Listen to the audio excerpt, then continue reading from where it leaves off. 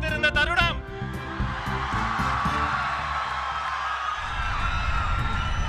நாங்க போலி மருத்துவர்களை பார்த்திருக்கோம், போலி சாமியார்களை பார்த்திருக்கோம், போலி அப்பாக்களினுடைய காலத்துல இப்பதான் பார்க்கிறோம். பாதுகாப்பு உணர்வு கொடுத்தாதான் அப்பா, பாட்டிய பிடிக்க தனிப்படை அமைக்கிறவங்களாம் அப்பா இல்ல. ஒரு பக்கம் மதத்தால் பிரிக்கும் மதவாதிகள், இன்னொரு பக்கம் ஆண்டாண்டு காலமாக பரம்பரையாக இருக்கக்கூடிய ஊழல் பெருச்சாளிகள். அந்த இரண்டு அரசியல் அழுக்குகளையும் அடித்து துவைத்து வெளியே அனுப்ப போகிற, கெட் அவுட் சொல்ல போகிற தமிழக வெற்றி கழகத்தினுடைய தலைவர், தமிழ்த்தாயின் தலைச்சன் பிள்ளை இதோ வருகிறார்.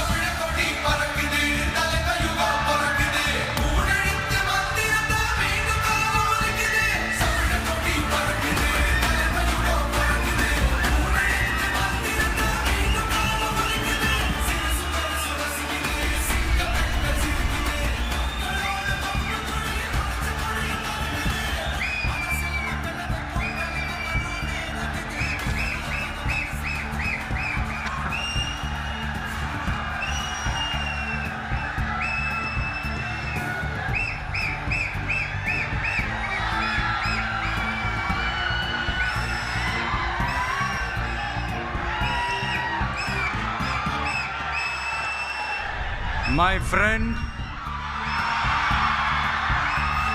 my brother, comrade in arms, founder, Jan Suraj Party, திரு பிரசாந்த் கிஷோர் அவர்கள் இன்னைக்கு வந்து நம்மளுடைய இந்த தமிழக வெற்றி கழகத்தினுடைய 2ஆம் ஆண்டு துவக்க விழாவிற்கு சிறப்பு விருந்தினராக வந்து கலந்துக்கிட்டு பேசியது மிக்க மிக்க மகிழ்ச்சி. அவருக்கு என்னுடைய மனமார்ந்த நன்றியை தெரிவிச்சுக்கிறேன். We are an emerging primary political force in Tamil Nadu politics with a firm commitment to create history in the upcoming 2026 assembly elections of Tamil Nadu, like 1967 and 1977 assembly elections of our state. Without compromising our party's ideological principles at any cost, I am here to collaborate and work with you towards upholding the secular and democratic ideals in TN and beyond. என் நெஞ்சில் குடியிருக்கும்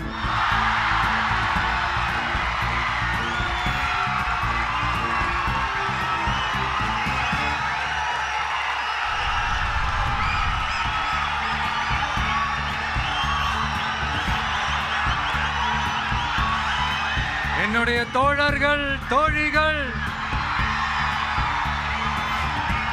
எல்லாருக்கும் என்னுடைய வணக்கம், வணக்கம், வணக்கம்.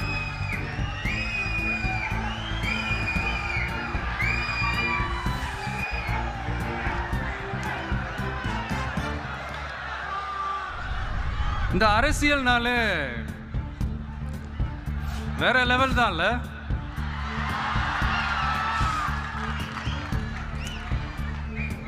ஏன்னா இந்த அரசியலில் மட்டும்தான் வித்தியாசமான ஒன்று நம்ம பார்க்கலாம்.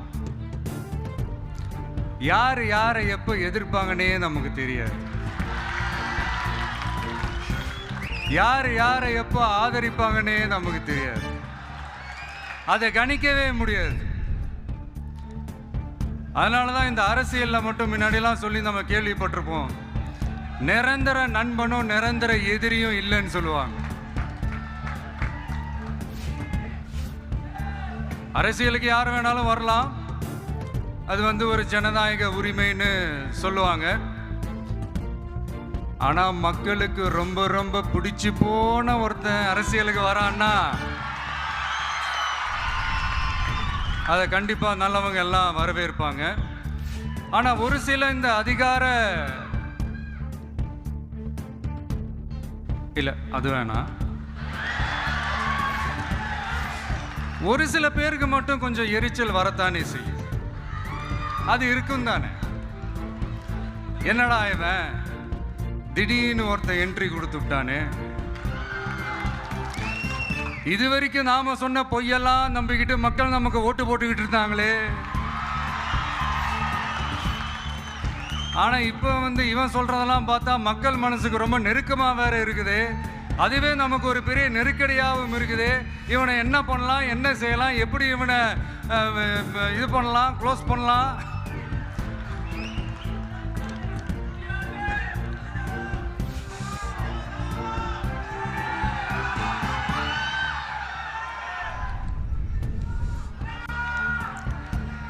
எப்படி இவனை க்ளோஸ் பண்ணலாம், ஒரு கன்ஃபியூஷன் ஒன்று வரும்.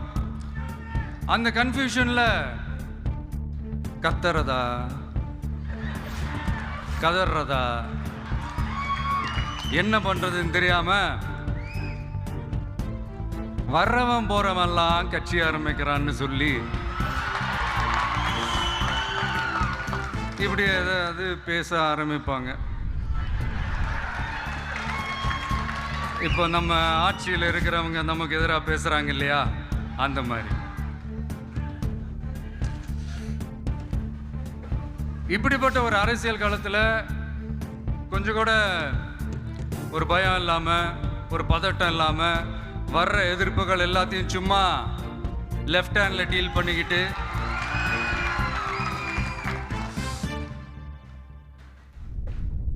இதோ நம்மளுடைய தமிழக வெற்றி கழகம் முதலாவது ஆண்டை கடந்து இப்போ 2வது ஆண்டில் அடி எடுத்து வைக்கிறோம். இந்த ஒரு காலகட்டம் தான் மிக முக்கியமான ஒரு காலகட்டம். ஏன்னா ஒரு அரசியல் கட்சிக்கு ஒரு பெரிய பலமே அந்த கட்சியினுடைய கட்டமைப்பு தான். அதுதான் அந்த கட்சியினுடைய ஒரு வேறு மாதிரி, ஒரு அடிப்படை பலமே அதுதான். ஒரு ஆலமரம் மாதிரி ஒரு கட்சி ஒன்று வளரணும்னா அதுக்கான அந்த வேர்களும் விழுதுகளும் ஸ்ட்ராங்காக இருக்கணும் இல்லையா. அப்படிதான் நம்மளுடைய இந்த அமைப்பை பலப்படுத்துகிற ஒரு வேலையை தான் இப்போ நம்ம செஞ்சுக்கிட்டு இருக்கிறோம். தமிழ்நாடு முழுக்க மாவட்ட நிர்வாகிகள் எல்லாரையும் தேர்ந்தெடுத்து அறிவிச்சிட்டு இருக்கிறோம். இந்த நேரத்தில் நம்ம மேலே ஒரு கம்ப்ளைண்ட், அது என்னன்னா, அதுதான் எனக்கும் புரியல. நம்மளுடைய மாவட்ட நிர்வாகிகள் எல்லாருமே வெறும் இளைஞர்களாகவே இருக்கிறாங்களாம். ஏன் இருந்தா என்ன?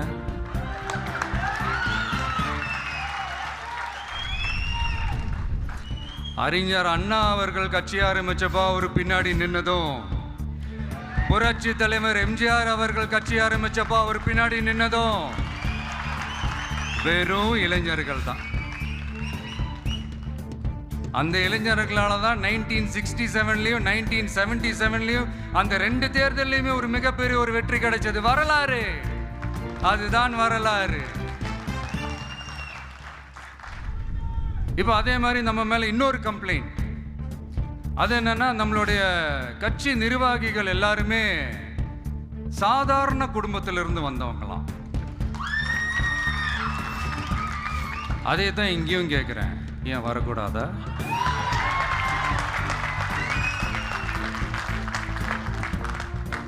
சாதாரண குடும்பத்திலிருந்து வந்தவங்க தான் பெருசு பெருசா சாதிச்சிருக்கிறாங்க. இன்னும் சொல்ல போனா நம்மளுடைய கட்சி எளிய மக்களுக்கான கட்சி தானே. அப்படி இருக்கும்போது நம்மளுடைய கட்சி நிர்வாகிகளும் எளிய குடும்பத்தை சேர்ந்தவங்களா தான் இருப்பாங்க.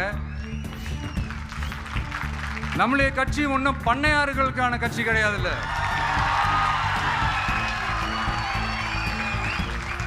முன்னாடிலாம் அந்த காலத்தில் பண்ணையாருங்க தான் பதவியில் இருப்பாங்க. இப்போ கொஞ்சம் உள்டா மாறிடுச்சு, பதவியில் இருக்கிறவங்களாம் பண்ணையாரா மாறிடுறாங்க.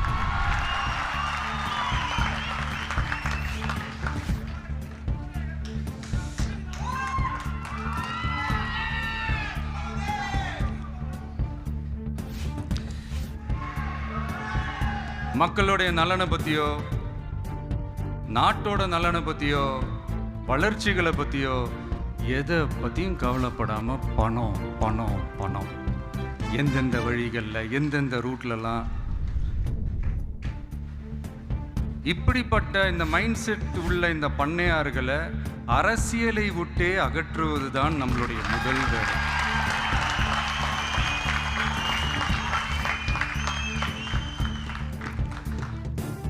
அதை ஜனநாயக முறைப்படி நம்ம செய்கிறதுக்கு தான் 2026 தேர்தலை நம்ம சந்திக்க போகிறோம். அந்த தேர்தலை சந்திக்க ரொம்ப ரொம்ப முக்கியமான விஷயம் பூத் லெவல் ஏஜென்ட்ஸ், BLA அப்படின்னு சொல்லுவாங்க. அது ரொம்ப ரொம்ப முக்கியம். ஏன்னா நீங்கள் பார்த்தீங்கன்னா தமிழ்நாட்டில் அந்த பெரிய பெரிய கட்சிகளுக்கு தான் அந்த BLAலாம் ரொம்ப ஸ்ட்ராங்காக இருக்கும்னு சொல்லுவாங்க. ஒரு அப்ராக்சிமேட்டாக ஒரு 69,000 பூத்ஸ் இருக்குது. அது எல்லாத்துக்குமே பூத் ஏஜென்ட்ஸாக நம்மளுடைய கட்சி தோழர்களை தான் நியமிக்க போகிறோம். கூடிய சீக்கிரமே பூத் கமிட்டி மாநாடுன்னு ஒன்று நடத்த போகிறோம். அன்னைக்கு தெரியும் தமிழக வெற்றி கழகம் எந்த ஒரு பெரிய கட்சிக்கும் கொஞ்சம் கூட சளைச்சதில்லை. அன்னைக்கு தெரியும் தமிழக வெற்றி கழகம் தமிழ்நாட்டில் முதல் சக்தியா, முதன்மை சக்தியா, பவர்ஃபுல்லா இருக்குதுன்னு அன்னைக்கு ப்ரூவ் ஆகும். இப்ப புதுசா ஒரு பிரச்சனை ஒன்று கிளப்பி விட்டுட்டு இருக்கிறாங்க, மும்மொழி கொள்கை.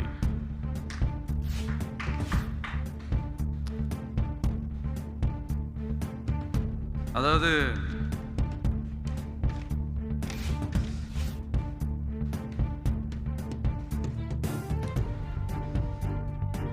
இதை இங்க செயல்படுத்தலைன்னா இந்த கல்விக்கான நிதியை நம்மளுடைய மாநில அரசுக்கு கொடுக்க மாட்டாங்களாம். இந்த LKG UKG பசங்க சண்டை போட்டுப்பாங்க தெரியுமா, அந்த மாதிரி கொடுக்க வேண்டியது அவங்களோட கடமை. இங்க இவங்க வாங்க வேண்டியது இவங்களுடைய உரிமை. ஆனா இவங்க ரெண்டு பேரும் இங்க எவ்வளவு சீரியஸா ஒரு பிரச்சனை ஓடிட்டு இருக்கு. இவங்க ரெண்டு பேரும் அதாங்க நம்ம பாசிசமும் நம்ம பாயாசமும், அதான் நம்ம அரசியல் இனிமையும் கொள்கை இனிமையும். ரெண்டு பேரும் என்ன பண்றாங்கன்னா, ரெண்டு பேரும் பேசி வச்சுக்கிட்டு இந்த செட்டிங்லாம் பண்ணி வச்சுக்கிட்டு மாற்றி மாற்றி சோஷியல் மீடியாவில் ஹேஷ்டாக் போட்டு விளையாட்டுருக்குறாங்க.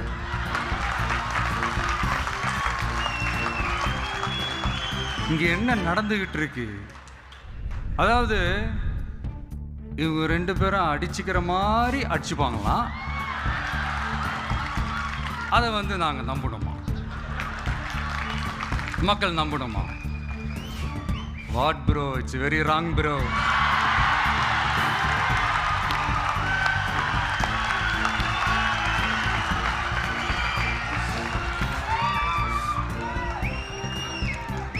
இதுக்கு நடுவில் நம்ம பசங்க உள்ள பூந்து அங்க ஒரு சம்பவம் ஒன்று பண்ணிட்டு டக்குன்னு வெளியே வந்துடுறது.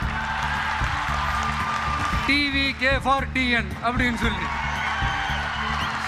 யார் சார் நீங்களா, எங்க சார் இருக்கிறீங்க? ஸ்லீப்பர் செல்ஸ் மாதிரி.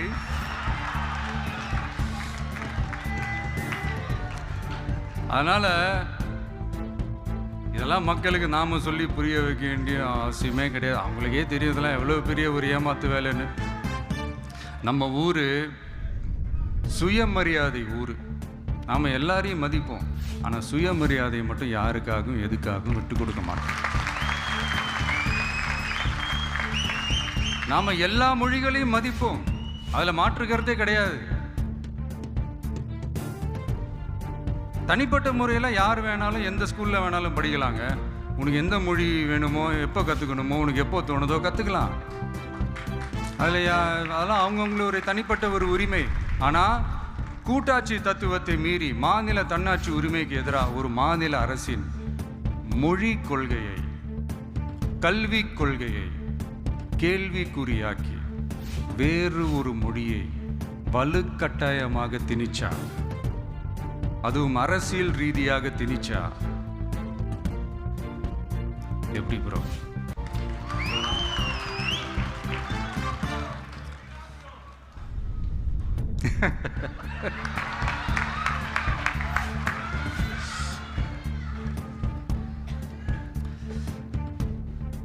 அதனால் நம்மளுடைய தமிழக வெற்றி கழகம் சார்பாக நாமளும் இந்த பொய் பிரச்சாரங்களை எல்லாம் புறம் தள்ளிவிட்டு இதை நாங்கள் உறுதியாக எதிர்ப்போம்.